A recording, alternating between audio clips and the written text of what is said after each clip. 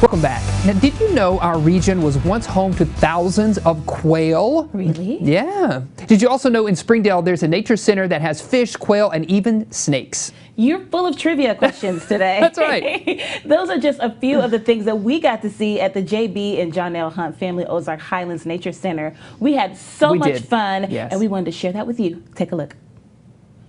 So we wanted to get out of the studio and we came exploring. We're here in Springdale. Jason, did you find anything in there? It is so cool in this cave. I can't wait to learn more about this place. We are here in Springdale at the JB and John L. Hunt Family Ozark Highlands Nature Center, and it is amazing. It is absolutely amazing. It's a great place for you and your family. Let's go find Shelly and get a proper tour. Let's do it. So we found Shelly. Thank you so much for having us here today. Absolutely. Welcome. It is so beautiful here. There's so much to see here. Where should we start? Well, we could start right here. These are our exhibits here, and we have a lot of interactive things, and we've got live animals, and it's a great spot to bring your family and just spend a little bit of time and enjoying the information and the activities we have to do here. Shelly, how long has the project been in the works? Well, I believe the groundbreaking was back in 2018, but it was in the works, of course, before that. Now, I've only been with the project for 6 months. I do know that there's been a lot of really passionate, smart people working on this and bringing it to the point that it's come to. Can you shed any light on maybe why Springdale, why Northwest Arkansas was chosen for this? Sure. Well, I can tell you one thing, as a newcomer to this area, and I'm a field biologist by training, that's what my background is, that the Ozarks, this area, is just an incredible, beautiful place, and it really does need some focus, some like, hey, let's share with people how amazing this part of the country is. And so I know that was a big push just to get something up in this area. But Game and Fish doesn't have a nature center up in this area, or had not yet.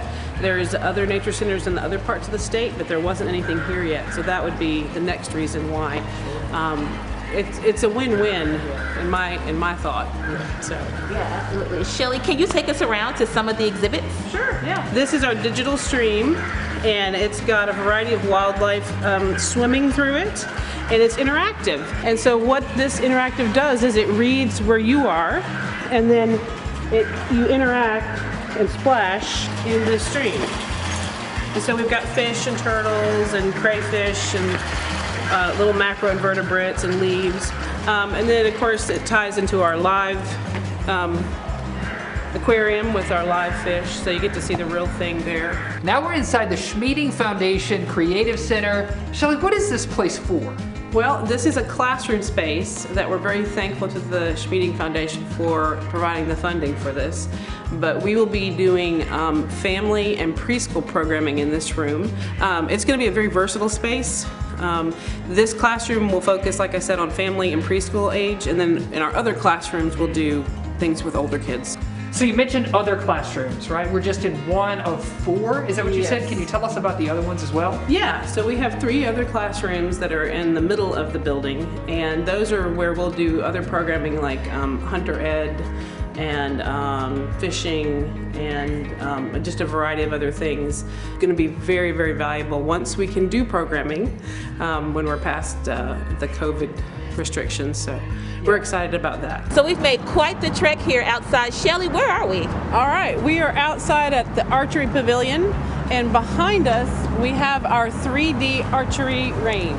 What are the rules here, Shelly, if we wanted to come and practice?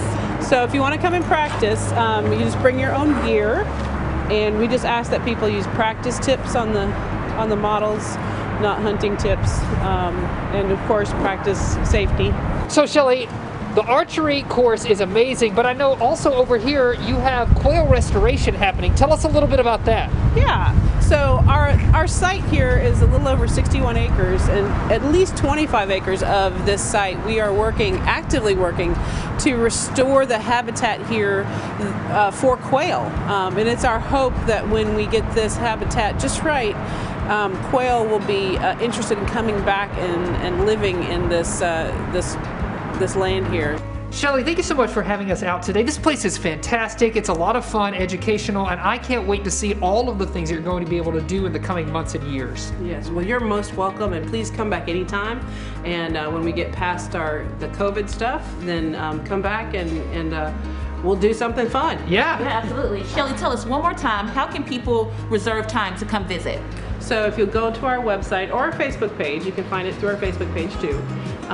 If you click the link, it'll take you to a reservation system where you can get a free ticket.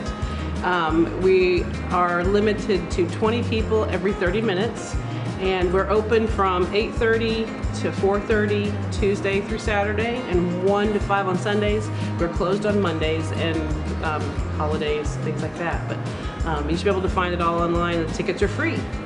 Perfect. Yes, absolutely. Can we go explore some more, Shelly? Please, absolutely. All right, Jason, come on. Let's do it. We'll be right back with more Good Day in WA.